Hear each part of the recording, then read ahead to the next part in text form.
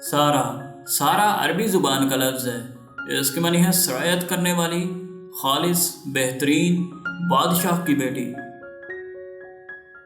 افرا، افرا فارسی زبان کا لفظ ہے، اس کے معنی ہے نمایاں، ماہر۔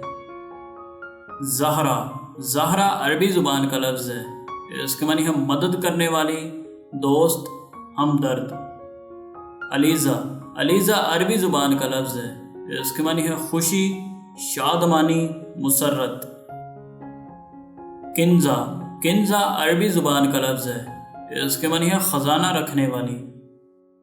مناہل، مناہل عربی زبان کا لفظ ہے، اس کے معنی ہے تازہ پانی کی بہار۔ نمرا، نمرا عربی زبان کا لفظ ہے، یہ ایک مشہور مسجد کا نام ہے، اس کے معنی ہے پاک پانی، صاف پانی۔ ہادیہ، ہادیہ عربی زبان کا لفظ ہے، اس کے معنی ہے راستہ دکھانے والی۔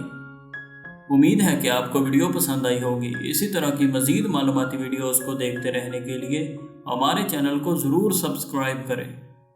شکریہ۔